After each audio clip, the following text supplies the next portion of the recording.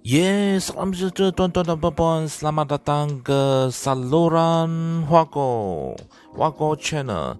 Sekiranya anda belum subscribe ke Wako Channel, sila subscribe sekarang dan sila buka loceng di sebelah supaya anda akan menerima notifikasi daripada YouTube apabila saya postkan video baru saya pada masa akan datang. Jadi sila subscribe sekarang tuan-tuan dan puan-puan, dan kita akan tengok berita tentang bantuan ini. Ya, semakan kadar bantuan kewangan JKM 2021. Jom kita tengok. Melalui bajet 2021 iaitu Belanjawan 2021, kerajaan telah bersetuju untuk menaikkan kadar bantuan kebajikan bulan. Berikut adalah semakan kadar bantuan kewangan JKM 2021. Pertama, bantuan OKU tidak berupaya bekerja BTB kadarnya RM250 kepada RM300 seorang sebulan. Dan kriteria kelayakan khusus adalah warga negara yang bermastautin di Malaysia dan harus berumur 16 tahun dan ke atas, pemegang kad OKU JKM dan tidak berupaya bekerja, pemohon bukan penghuni, pelatih institusi pengendalian JKM atau pusat jagaan harian atau berkediaman yang menyediakan perkhidmatan ataupun kemudahan secara percuma atau program pemulihan dalam komuniti iaitu PDK. Dan seterusnya, sumber kewangan bulanan individu OKU tidak melebihi kadar pendapatan garis kemiskinan PGK purata miskin per kapita semasa. Next, mana-mana kes yang berkeperluan layak dipertimbangkan dengan kelulusan KPKM. Sumber kewangan seperti pencen, perkeso, bantuan dan lain-lain. Okay. Kedua, bantuan penjagaan OKU terlantar ataupun pesakit kronik terlantar iaitu BPT. Kadarnya dari RM350 kepada RM500 sebulan seorang. Wow. Kriteria kelayakan khusus. Anda mesti ada warga negara dan bermastautin di Malaysia.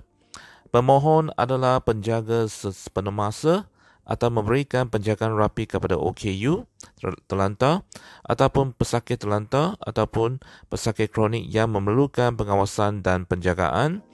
Pendapatan bulanan isi rumah tidak melebihi RM3,000 atau mana-mana kes yang berkeperluan layak dipertimbangkan dengan kelulusan KPKM.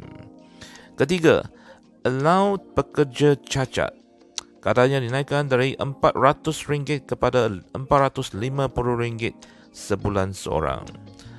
Kriteria kelayakan khususnya adalah warga negara yang bermastautin dan bekerja di Malaysia, berumur 16 tahun dan ke atas, pemegang kad OKU JKM, pendapatan bulanan RM1,200 dan ke bawah, mana-mana kes yang berkeperluan layak dipertimbangkan dengan kelulusan KPKM. Keempat, bantuan kanak-kanak BKK.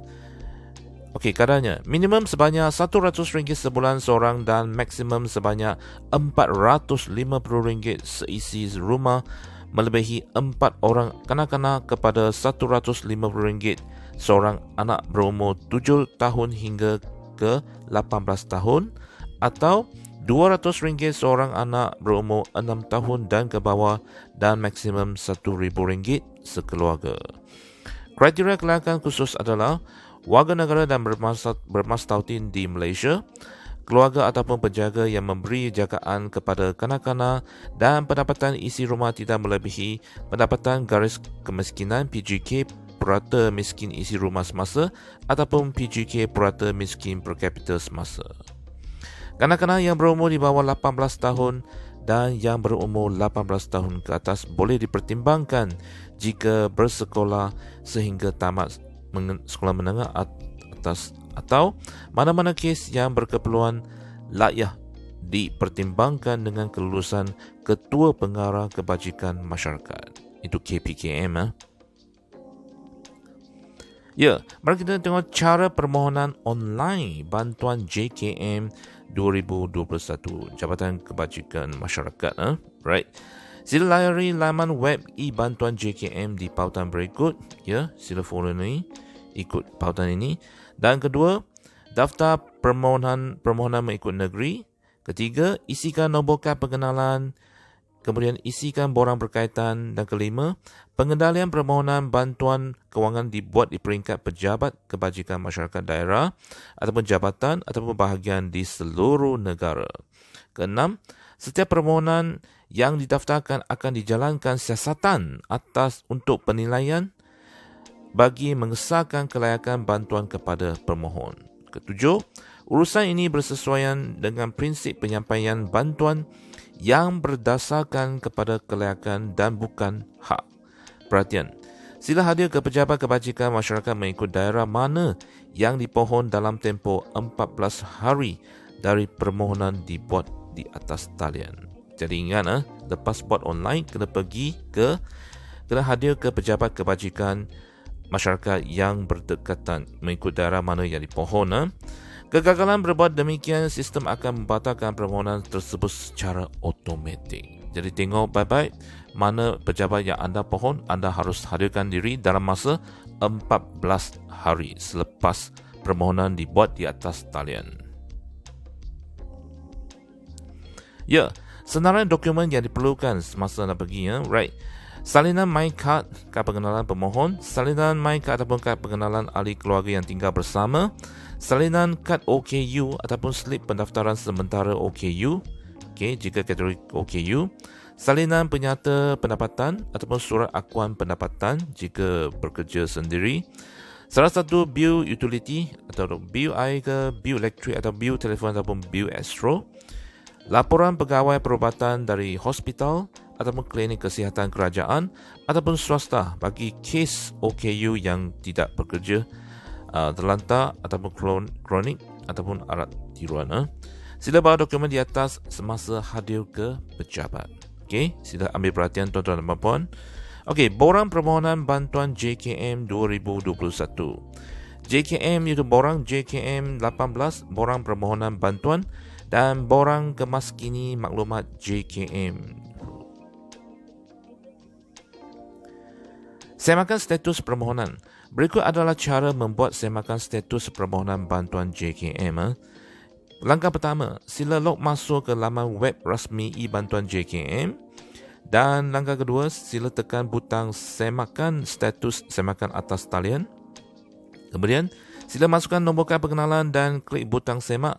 Keempat, senarai hanya akan memaparkan status bantuan yang telah dipohon atau sedang diterima. Jadi untuk maklumat lanjut dan pertanyaan, untuk keterangan lanjut mengenai bantuan yang telah dipohon, sila hubungi pejabat kebajikan masyarakat daerah, bahagian ataupun jabatan di mana permohonan bantuan ini dibuat atau hubungi pejabat JKM melalui talian 03 8000 8000. Saya ulangi, 03 8000 8000. Ataupun anda boleh hadir ke Jabatan Kebajikan Masyarakat yang berada di Putrajaya. Sekian sajalah video kali ini tuan-tuan dan puan. Saya berharap video ini dapat memberi sedikit bantuan dan maklumat kepada anda atau sesiapa yang perlukan bantuan ini. Sila sebarkan kepada rakan-rakan anda dan jangan lupa subscribe ke channel saya. Sekian. Terima kasih. Jumpa lagi.